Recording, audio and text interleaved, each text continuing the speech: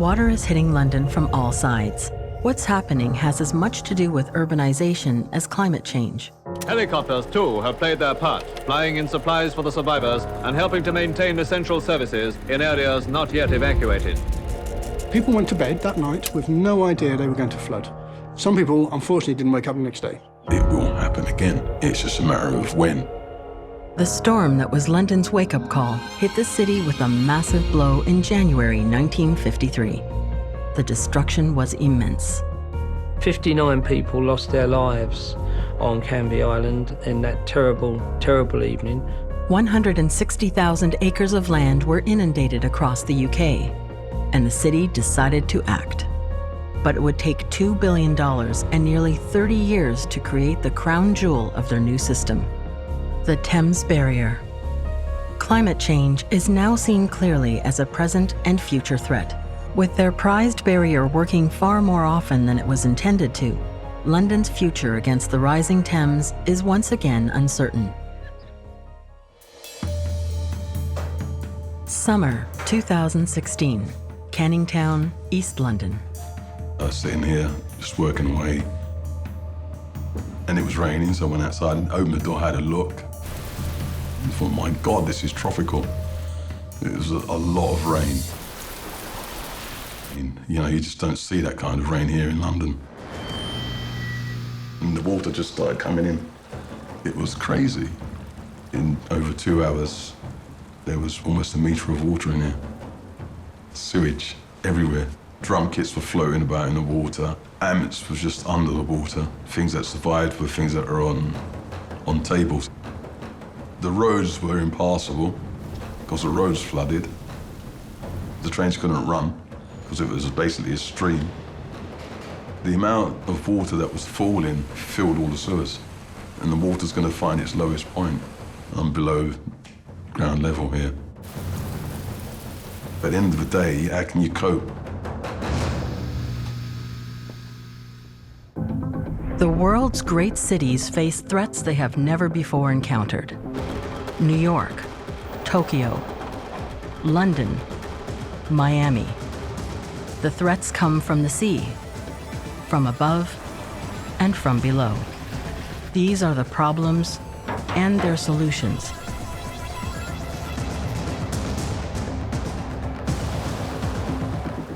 For when the water comes.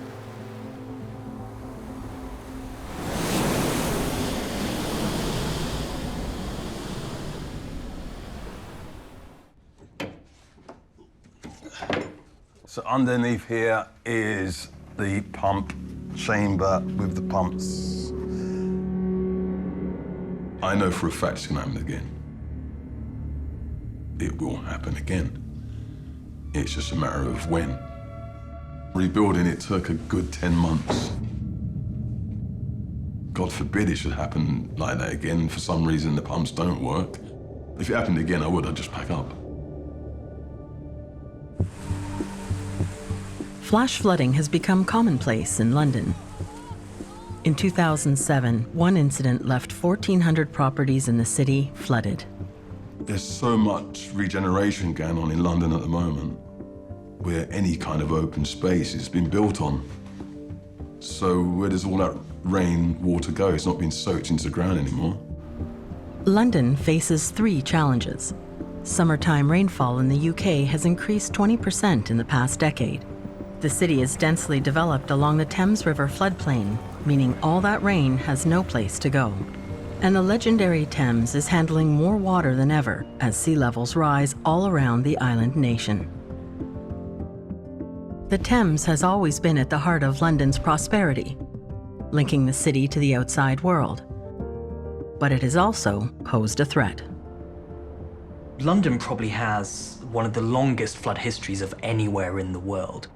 There's records of events going back thousands of years. I mean, there's hundreds of major storms that have occurred that have killed several thousands of people. London has a population of 8 million people, and the initial system was designed for 4 million people, so it's actually doubled over the course of, you could say, 125 years. If London stops functioning and London is flooded, this country, as far as you know it, will stop functioning.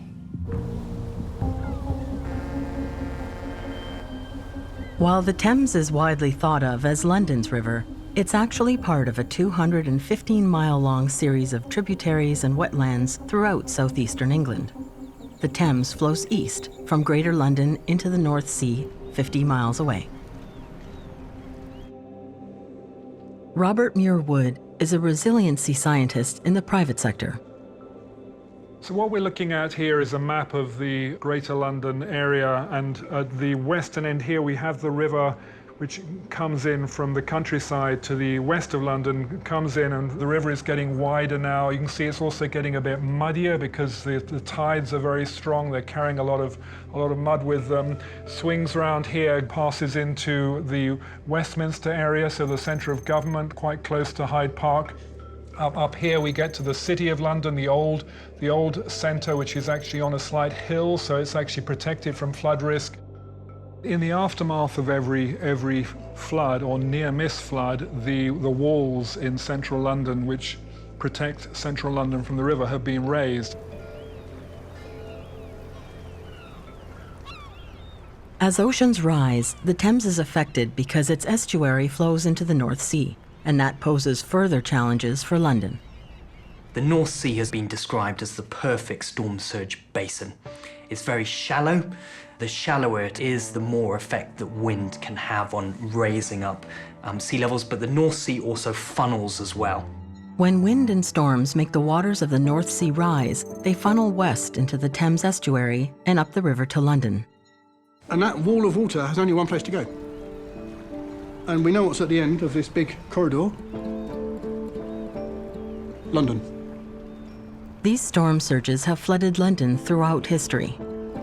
1928, in the middle of the night, there was high flow on the Thames coming into London on the river, and also there was a storm surge came in from the North Sea. In fact, the term storm surge was coined in the aftermath of what happened because people didn't have a word at the time to describe what kind of flood this was. But it actually flooded the areas of central London, of Westminster in particular, drowned, I think, 14 people, caused several thousand to lose their homes.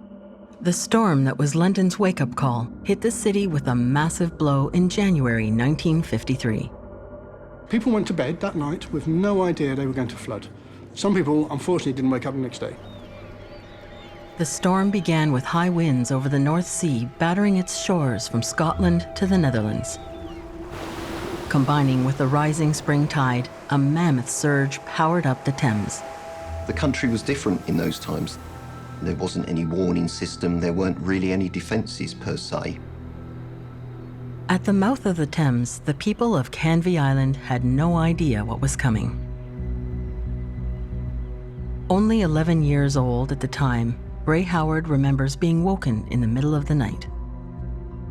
We were upstairs, tucked in bed, when all of a sudden my sister came into the bedroom and said, "Quick, there's water gushing down the street." Hundreds of millions of gallons of water swept through the town. People were clinging to their roofs and just hanging on because of the force of the breach and the force of the tide and the height of the tide. The storm tide reached London around midnight. As water rose higher in the Thames, the BBC issued a warning, and cars equipped with loudspeakers were dispatched to rouse the sleeping city. The east end of the city was flooded from the Royal Docks into Canning Town. At London Bridge, the water reached its highest level ever recorded, threatening to breach the embankment and inundate central London. In fact, in the centre of London, the river was actually brimful. It was a major event. Then the wind turned unexpectedly and the surge receded. The centre of London was spared, but still the destruction was immense. Helicopters, too, have played their part, flying in supplies for the survivors and helping to maintain essential services in areas not yet evacuated. Poor people just had no chance. 59 people lost their lives on Canvey Island in that terrible, terrible evening, but 309 people along the whole east coast of the UK.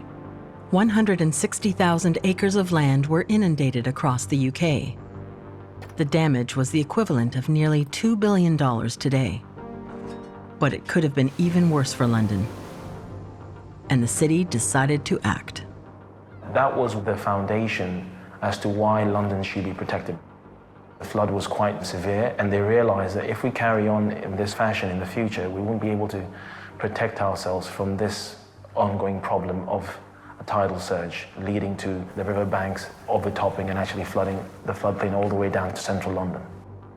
The options considered were, do we do nothing? Do we move London because the risk is too great? Or the third, do you build a barrier? London set about bolstering its flood defenses with nearly 200 miles of embankments, gates, and barriers along the Thames and its tributaries.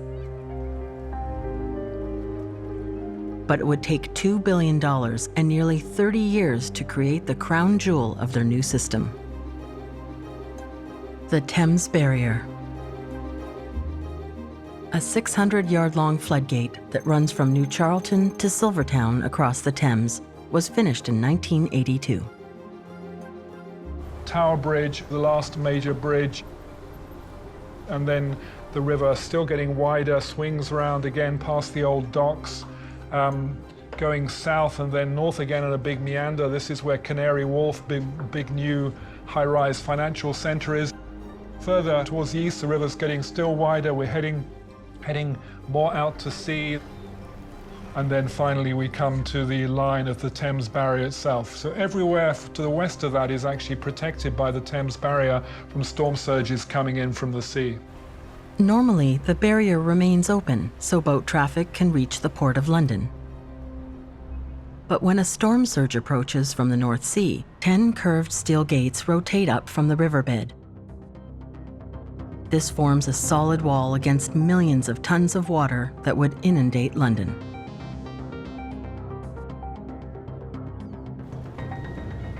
Since its installation, it's been used 182 times, and London has not been flooded once. Andy Batchelor has been the manager of this marvel of flood engineering for nearly 20 years. The barrier is referred to as a sleeping giant, because if we do our job well, no one needs to know, because London's protected, so the tides can come and go, the barrier close, and they don't get their feet wet. That is the art of good flood risk management. For 3 decades, the barrier has kept the city safe from storm surges. The Thames Barrier has been designed for a 1 in a 1,000 year event. What that means is that there's a 0.1% chance of London being flooded as a result of that barrier. That is why it works. But while it's been doing its job of keeping London dry, the climate has been changing. So now the Thames Barrier faces a new challenge. The barrier was designed in the 60s. Climate change, global warming weren't phrases in the dictionary then. The designers of the barrier had planned for higher sea levels, not because of rising seas, but because southeast England is literally sinking at a rate of 1.5 millimeters, or a 1/16th of an inch, per year. The designers and engineers who crafted the barrier made their best estimation and calculations to factor in sea level rise in the future. Not thinking of it in the context of climate change or adaptation, but recognizing that the geological formation underneath the southeast in London is sinking. Their appreciation of geology more than the appreciation of climate change is what led them to put in effect an 8 millimeter factor of safety every year into the design of the Thames Barrier. If you have a rising sea level, in addition to landmass that is sinking, that's a quite interesting combination. Climate change is now seen clearly as a present and future threat. In London, a dramatic 2013 weather event exposed vulnerability in the celebrated Thames Barrier system. On December 5th, 2013, Cyclone Sever smashed into Britain's east coast, churning up the North Sea higher than in decades. In the northern parts of the UK, the 5th and 6th of December actually had higher sea levels than in 1953. The storm surge rushed up the Thames. The barrier held strong and did its usual job. And that really was the most significant event we've had since 1953. So that was a good test of the sort of protective capabilities of the barrier. But in that storm, something new happened. Torrential rain filled the length of the Thames with an unprecedented volume of water. The rainfall flow just didn't stop for 3 months. We had storm after storm tracking across the Atlantic, dumping hundreds of millimetres of rain on the UK. So large regions experienced levels of rainfall that we've not got in the observational record. The UK had more rain that winter than in any year since records began in 1910. And all that rain had to go somewhere. The River Thames is big, one of the UK's biggest rivers. It's a catchment, we call it. Any rain that's falling around that area always goes down into the River Thames. By January, England was seeing a new kind of flooding called fluvial. The Thames was flooding, not draining the land. Now the barrier is put into action in a way its designers never intended. Not to keep storm surge out of the Thames, but to use the river above the barrier as a reservoir for excess rain. At low tide, the barrier is closed, leaving the Thames nearly empty to take on flooding from heavy rainfall upstream.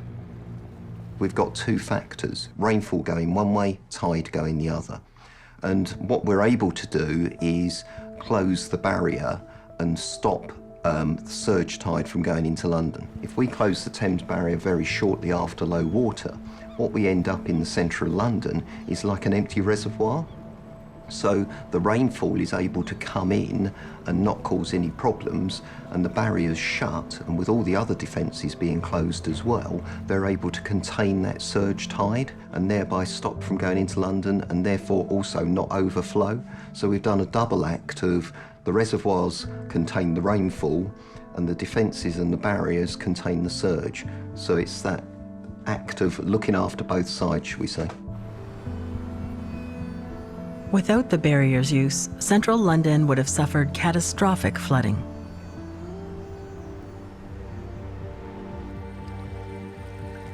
And there was a limit to how far the barrier did work that winter.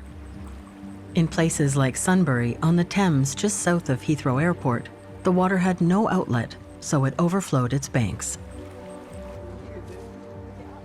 We watch it coming up, creeping up the bank slowly and steadily.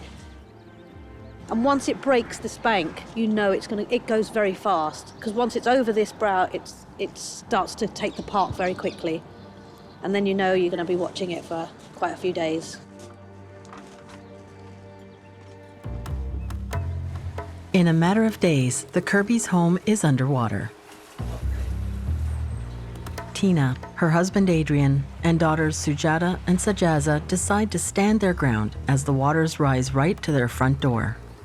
3 weeks to a month, it was here. It was around the house. We would have to wear waders to leave the house. Use a boat. Then we started using a boat to leave the house. It's creating a lot of mess and not going anywhere. We would take the children out in the boat, you know, and sail them down the road. You would try and make fun where you could. Because if you didn't have a laugh, then you'd probably cry. But it was better to be at home than to find yourself alternative accommodation. After nearly a month, the Kirbys thought they had won the battle. Towards the end of January, it started to recede. And so we thought, okay, the worst of it's over and things will be better. It then started to rain again, really heavily. The second time it came a lot faster. Now, the water came higher and higher into the house. Probably was about that high? Yeah, I'd say about 9 inches. 9 inches, sort of that sort of. So it cleared the skirting and was into the plaster. For more than a month, the Kirbys lived with water 9 inches deep in their house. And we thought it will be one night, it'll go away and we'll dry it out, we'll get dryers and it'll be fine. But, wearing Wellington boots in your house, you put them down and they float away the minute you put them down. So Every time you took your shoe off to go up the stairs, you had to make sure you held on to it, otherwise it would be gone and you'd be left standing there with nothing. That is the moment that you evacuate, when you get a cold Wellington boot. There's no way of drying it. It's so cold. That's when you go. Across southwest London, families were flooded out of their homes. In total, over 10,000 properties in the UK were flooded that winter. Even in central London, which escaped flooding, the defense systems were stretched to their limits. It was absolutely unprecedented in that we actually had 50 closures of the Thames Barrier. 41 of those were as a consequence of the rainfall, with the remaining 9 as a consequence of the tides. Now, to put that into context, the normal operation is of the order of about 1 to 2 per year.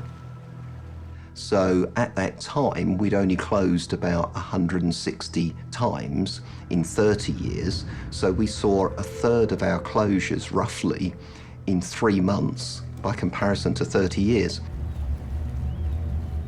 With their prized barrier working far more often than it was intended to, London's future against the rising Thames is once again uncertain. The flood barriers have made a difference, both the permanent ones and the temporary ones, but it's clear in some cases they've been overtopped, they've been overrun, and so of course we should look again about whether there's more we can do. London's been here for many centuries. Currently we have a population of 8 million. By 2100 that could almost double. And yet everybody wants to live in the centre. So we're building taller, we're densifying, and we're building more subways, more tube systems, and we're going down. So when the rain falls, where does it go? So we need space for water, we need space for it to soak, to be able to be stored. With heavier and more frequent rainfall, there is nowhere for all the water to go. What's happening has as much to do with urbanization as climate change. Governments and public utilities are searching for solutions, large and small. Things like gardens and parks have been paved over for a variety of reasons. There's more runoff and it's more likely to cause flooding than perhaps a generation ago when there was just more greenery around to soak it up. 15% of Greater London is considered to be the floodplain, most of it in the low-lying areas alongside the Thames, where approximately 1.5 million people live, and more are still coming. About 75% of this massive urban area is completely paved over. With so much of the absorbent green space covered with asphalt and concrete, the runoff is directed into sewers and drains, which can't handle that excess water. It's running off into very old sewers. They were built back in the Victorian times for a whole different population, but they're too small. It's simple.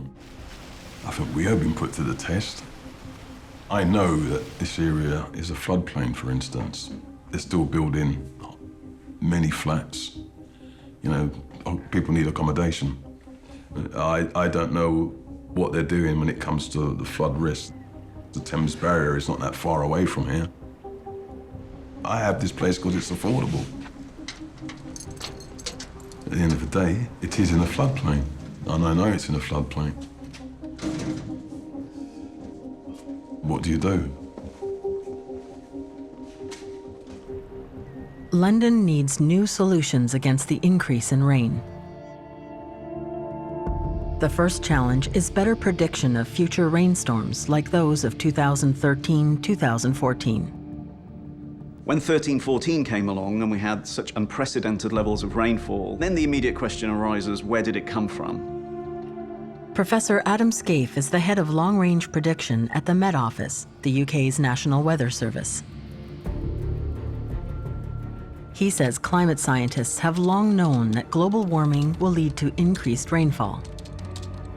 Something called the Clausius-Clapeyron equation. It's a really simple equation. People study it at school. Tells you that the warmer the air, the more moisture it will hold, and therefore when that moisture comes out, which it must do somewhere, then you will have heavier, more frequent downpours and more mean rainfall.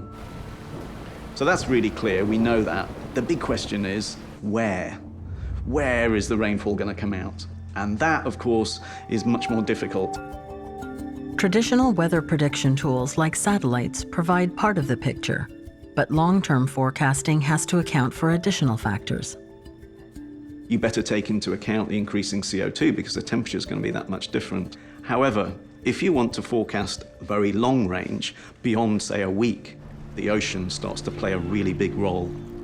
And so we have something called Argo floats. There are thousands of these things all over the globe. It's an international project. We put them all together, collect all the data, and that tells us what the temperature and salinity of the ocean is throughout its depth worldwide. The ocean is a bit like a pacemaker for the atmosphere. The atmosphere is jumping around with its weather storms and things, but the slow guiding force of the ocean can steer that chaotic variability one way or another.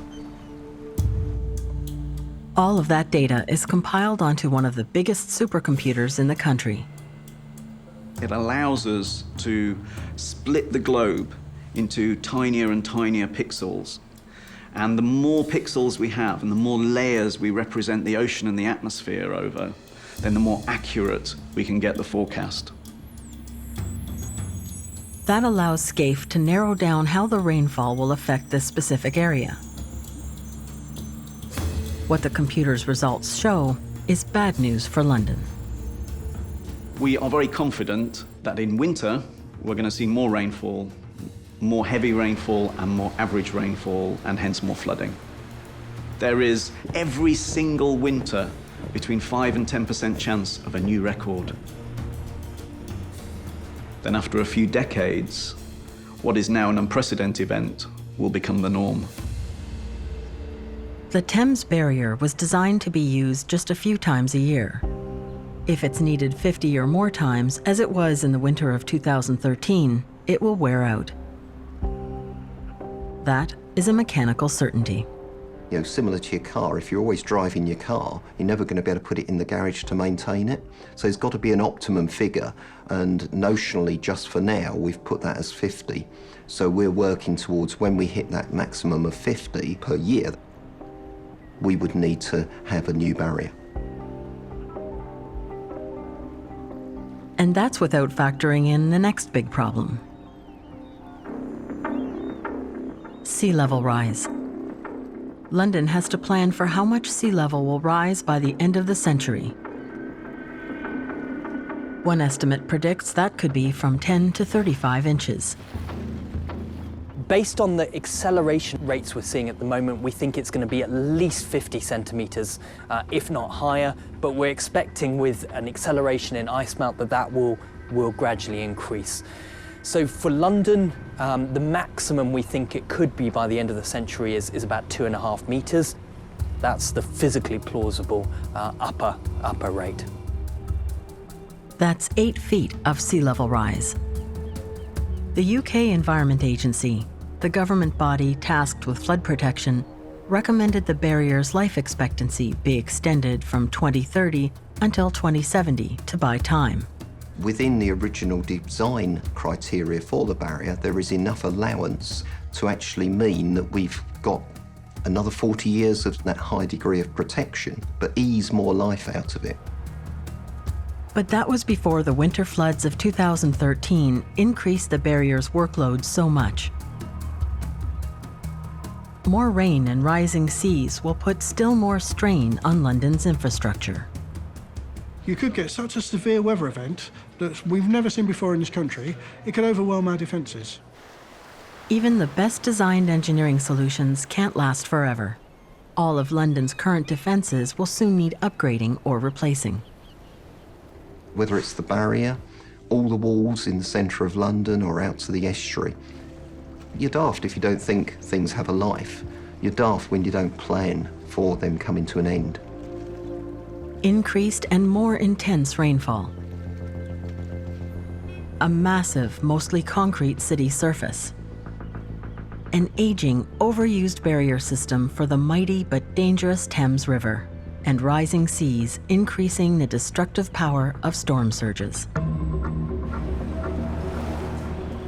The UK is bracing itself for the 21st century with an array of solutions. Some low-tech, some among the most advanced in the world.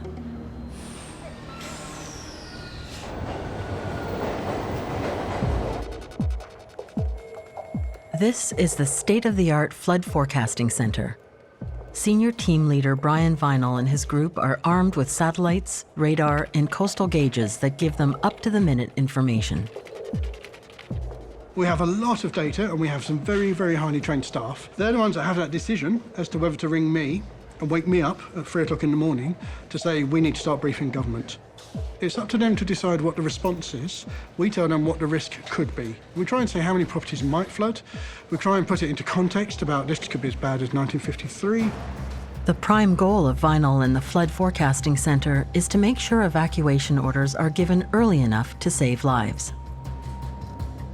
We're not going to be able to tell an individual house whether they're going to flood in 4 or 5 days' time. What we can do is tell the emergency responders that there's probably going to be a community affected in this area. Now, you do get accused of cry wolf with that. You do get people who could potentially be evacuated and have no flooding happen. I'd much rather have that on my conscience. Water is hitting London from all sides. The problem here is getting it out. An awful lot of flood risk management is about moving water around to places or holding water up in places where it won't harm people and property. Where everywhere is underwater, then you start to have quite limitations on what you can do about it.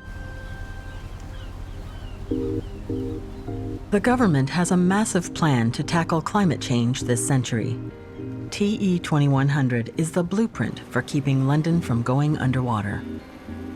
The Thames Tideway Tunnel is one of London's most ambitious and expensive plans. It's a massive initiative designed to channel the water from overflowing sewers before it gets to the river, 200 feet below the Thames, and running along roughly the same path. It's a £4 billion project that will take 7 years to finish. At the turn of the century here in London, the Victorian civil engineers were some of the earliest pioneers in providing fresh water and sanitation below the heart of our city. Now, that envisaged a certain quantum of population, but that has grown tenfold, 20-fold. Managing a sewage network for 15 million people is obviously a massive challenge. Rob Sainsbury and Pascal Lang are with Thames Water. The sewer system they oversee, run end-to-end, would stretch halfway around the world at the equator. We're trying to make it as resilient as possible, but obviously there are times when we have extremely heavy rainfall where the system can't cope. Many of the sewer lines carry channels for both sewage and stormwater, which is now a serious problem. If we have a combination of rainwater and sewage, our sewage reaches capacity, and then that sewage then spills out of a manhole. If people are coming into contact with that sewage, that's obviously a public health concern. The current sewer system was constructed in the late 19th century. It was designed principally to service 4 million people. And because of the way sewer systems are built, it's very difficult to retrofit them and upgrade them over time. A fail-safe is a backup mechanism for when a system doesn't work. And in the case of London's flooding sewers, the fail-safe was overflow into the Thames. This unsanitary solution of the Victorian era still happens today, and it's a major health problem London urgently needs to fix. So you have sewage going directly into the Thames, you have water quality going down, and at the same time you have all the water runoff, in order for it not to flood or to be backed up in the system, actually going directly into the River Thames. So that happens 50 times a year. One goal of the Tideway Tunnel is to upgrade this antiquated system and ensure raw sewage no longer gets into the Thames by diverting the contaminated overflow to upgraded treatment facilities. The Tidal Tunnel is London now getting its act together and trying to find a way to deal with this old sewer system. It's a tunnel 25 kilometers long, which lies across the London basin of the Thames. Its function is to allow for all the water runoff that comes from the drainage systems, in addition to the sewage, to be discharged into the sea.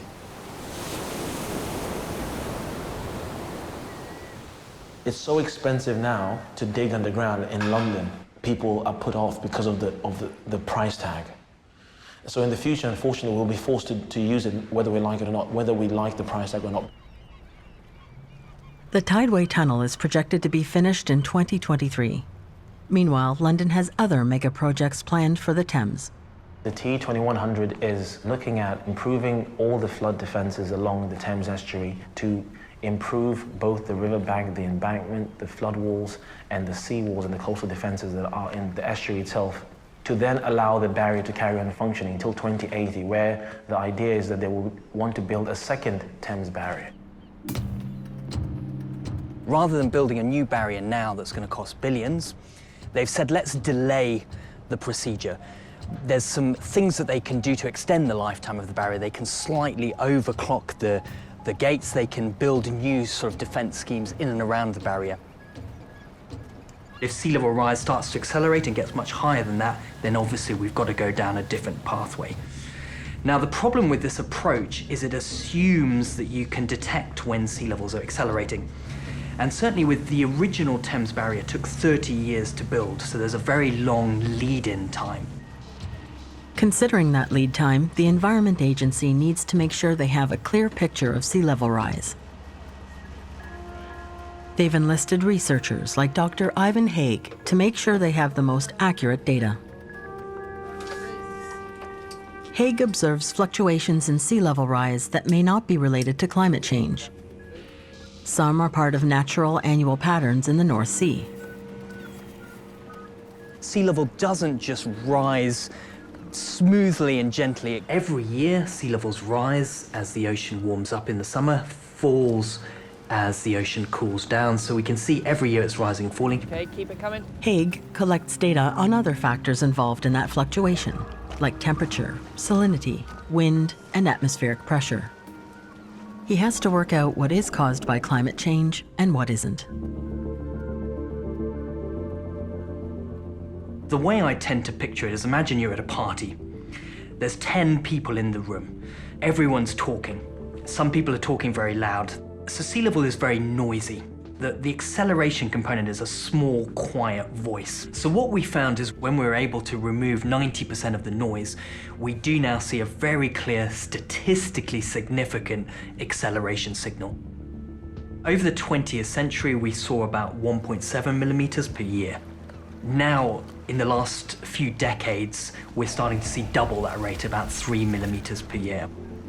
For the first time in the UK now, we are detecting that the rate is getting faster.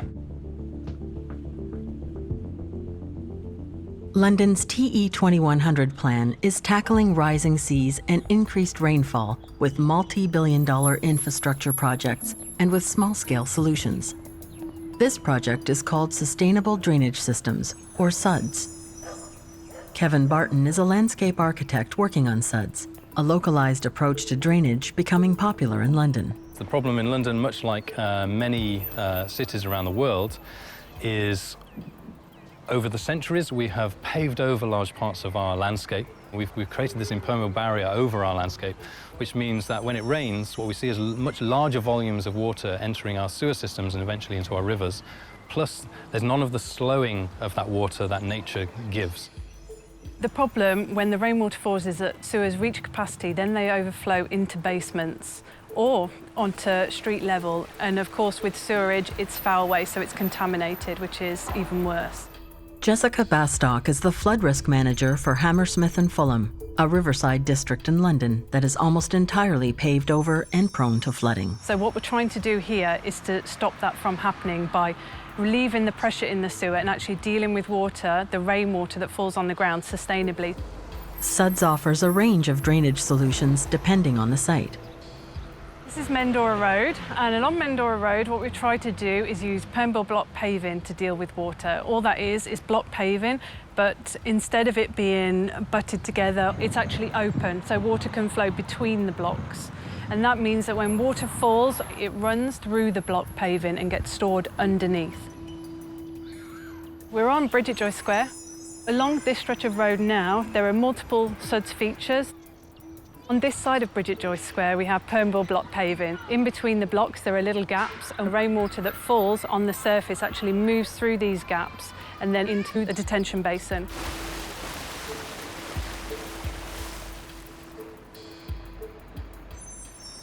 When the basin starts to fill up during the intense rainfall events, there is an overflow point, so it will go back into the sewer system, but it will go at a really slow rate, so it will be a trickle. On this side of Bridget Joyce Square, we have a local school. To incorporate this school into the design, what we've done is we've taken the rainwater from the school building on the roof and we've disconnected the downpipes, which would normally have fed into the sewer system. We just channel it across, and then through little holes, they actually feed straight directly into the basin. Another SUD scheme has been implemented about a mile away on Goldhawk Road. This road, it's very, very busy. So in this kind of situation, what we've had to do is to have a sustainable drainage measure which can fit in this landscape. Engineered tree pits were thought to be the best way forward. They collect water from the carriageway and then they feed into the drain here, and then this is like a lateral drain, so a flat drain, and it feeds straight into the base of the tree pit here. And then underneath this tree pit is lots of box crate storage which holds water. Kevin Barton believes SUDs will be commonplace across London by 2100, incremental steps with a big result. Feels like we're on a steep curve at the moment where more and more people are cottoning on to SUDs. When you understand it saves money, it's good for developers as well as the environment and as well as for flooding. From everyone's perspective, SUDs is a no-brainer. SUDs are good, but they're a soft solution.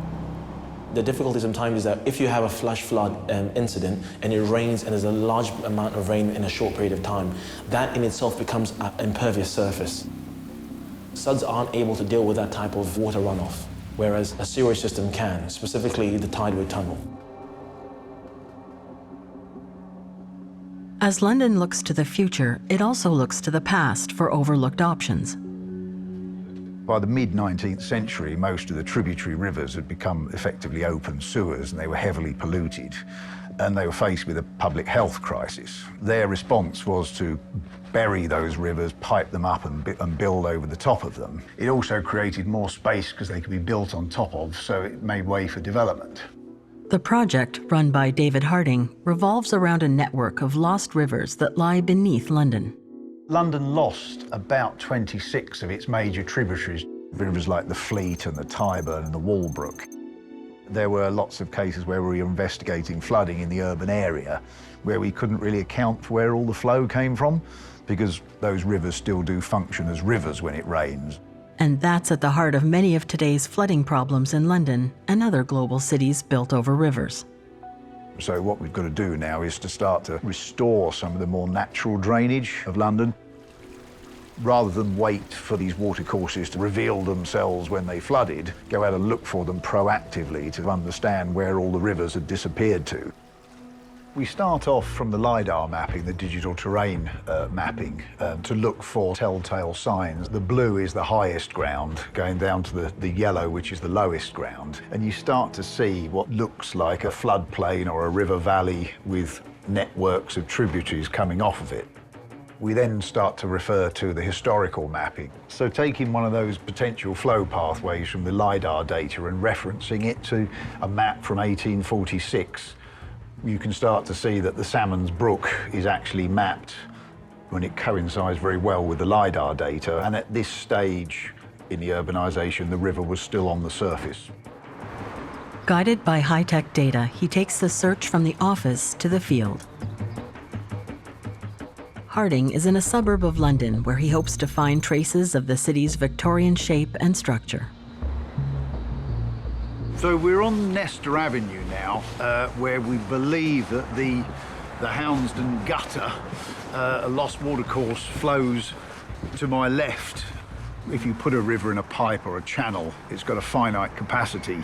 And when that capacity is reached, then that's when you start to get flooding coming out of things like manholes, flooding into properties and gardens and roads, as opposed to the natural watercourses which could flood out onto floodplains, which in many cases are still there. So if we could daylight some of these watercourses in the areas where they can be allowed to safely flood, then that reduces the flood risk to the built-up area. Daylighting means opening the river back up to its natural state, giving the water more room to flow. But since they've long been covered over, these rivers have disappeared from modern maps. Okay, so the map has led us to the open section of the watercourse that's to my left, and there should be a pipe or a tunnel linking that to the next visible open section of watercourse. So we're just going to go down into the river now and walk the river and look for the existence of the tunnel.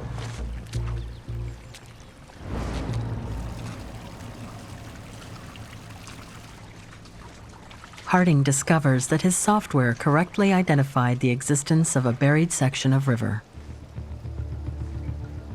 This conduit that was built when the road was built, when the houses were built, this was just a way of putting in a nice straight line that was out of people's way.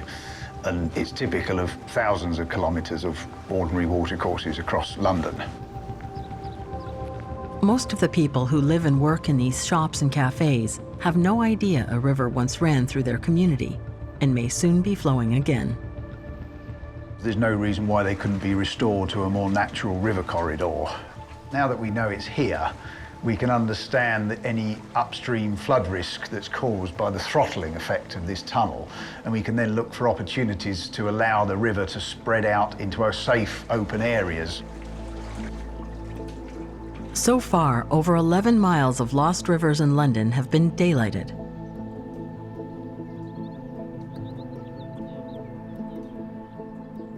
One of the best examples uses landscaping with earth bunds or embankments here at the Firs Farms wetlands in Enfield in North London.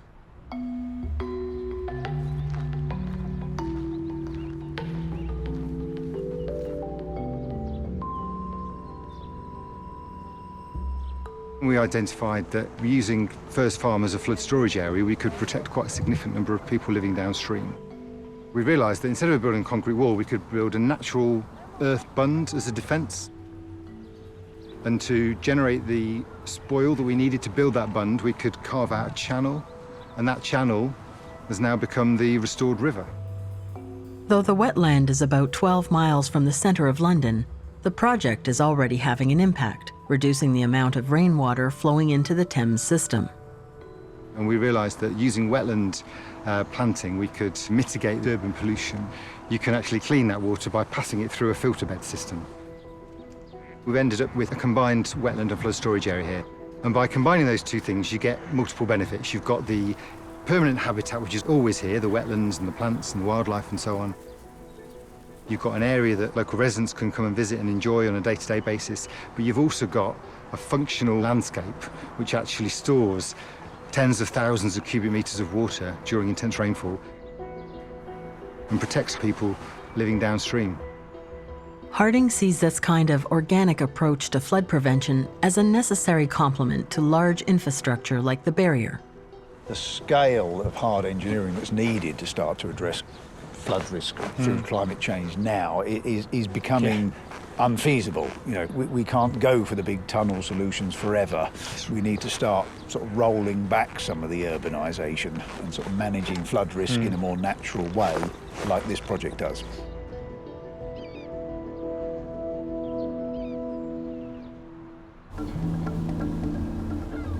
Another, more radical solution is not to battle the rising sea, but to work with it. Richard Coutts is an architect and urbanist specializing in floating architecture. London is particularly under threat through climate change. We have sea level rise, and we're seeing more rainfall. We are building more, and the upshot of that is there's just not enough capacity in the system for this rainfall to go. To meet those challenges, we need to use the water space. We need to inhabit, we need to optimize our resources. Casting our minds forward to the next 50, next 100 years, one can imagine London thriving at the water's edge. New communities just growing, inhabiting the water space, be it parks, new homes, businesses, right in the heart of cities. And Richard's secret weapon? So we're looking at floating communities. And we've actually coined the phrase aquitecture, which is essentially architecture on water. So we're currently located in the Royal Docks of London. We are in a floating hotel. This was constructed in the turn of the 19th century. The Good Hotel is unique in terms of its thinking. It's a traditional industrial unit on a floating base. This was formerly a prison building that was birthed in Amsterdam. It was no longer fit for purpose. And this is one of the wonderful things with floating architecture. It has flexibility. You take it somewhere else, you give it a fresh lease of life, And from a building which previously people were fighting not to get in, we're now in a situation where people are paying a premium to dwell, to rest right on the water's edge. Aquitecture is design that combines with water rather than resisting it. It's something Coutts believes is a solution in London's future. We're looking at existing communities and how to make those resilient. We're looking at stilted houses and amphibious dwellings. And then at the other end of the scale, we're looking at floating and flood-resilient communities. This is the UK's first amphibious house, and it's built 8 metres from the River Thames, and is a house which is designed to rise and fall with the water. This is more of a practical approach which allows the people who live here to be within their garden and to be low, but in the event of a flood, the house is more responsive. The benefits of an amphibious house are, in the event of a flood, the house can float. It can literally move up and down. The garden is designed as an early warning system, and what we've got is a series of tiered planes, almost like buckets. When the first two fill, it actually triggers the buoyancy of the house. Architecture that works with rather than against the water is an idea being considered by designers and engineers worldwide. Coutts believes that floating structures will be embraced by the world's most powerful players. Floating cities. Those cities which really grow, those which are at the forefront, will be those that utilise water in that adaptable fashion to bring in a floating Olympics, to bring in those floating expos, to provide housing to meet the needs of their workforce in the middle of the city. And water provides that opportunity. For decades, London trusted the Thames Barrier would keep it safe from water. Now, that sleeping giant can no longer be relied upon as rainfall increases and sea levels rise. You know, the risk to London is huge. 1.25 million people, £375 billion worth of infrastructure. You know, there is 400,000 properties. You can just keep on going with the stats. We can't fail. We've got to get this right. Still, the people of London aren't feeling as safe as they once did. I think if it rains for more than 3 days in a row, I start thinking, is this going to be another one of those winters where we start getting rain after rain after rain? The city's search for multiple solutions continues. I think that the approach that the Victorians took, that you could always throw enough technology and enough concrete at a problem and you could overcome it. That there's an acceptance that's not appropriate in all circumstances, and a more natural approach to flood risk management is the only one that's going to be sustainable in the face of more severe weather, rising sea levels, more prolonged wet periods. We need clever architects, designers that can build cities that can cope with sea levels and almost make that part of the future design of the city. The challenges are immense, as are the stakes, but London is ready for the battle. In London, we need to make a few decisions. You can see we have some wonderful heritage, and we need to protect and defend that. So maybe in these areas, we maintain our flood defences. But in other areas of the city, we need the capacity in the system for this volume of water. And we may have to consider retreating, taking down some of those buildings, creating parts to provide additional storage. We can still use those as recreation, but we need to think more intelligently. We need our policymakers to keep up, to be with us on this journey as we deliver this very innovative infrastructure and new ways of living to enable our cities to grow.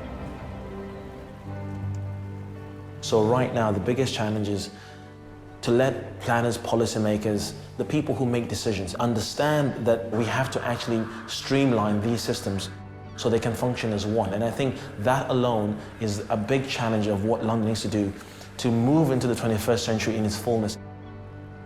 So adaptation challenges our current way of thinking. It challenges everything we think we do and say, based not only in the name of sustainability, but in the name of resilience.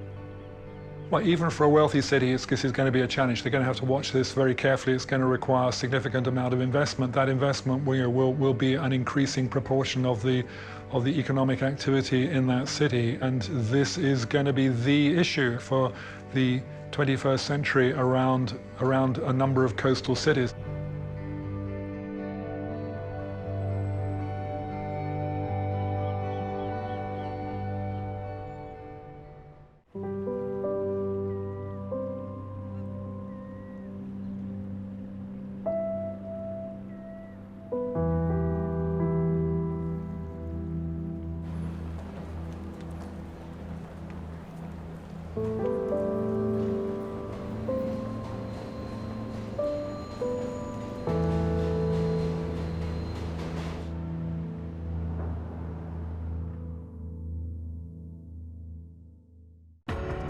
Major funding for Sinking Cities is provided by Dr. P. Roy and Diana T. Vagelos, with additional funding from Sue and Edgar Wackenheim III.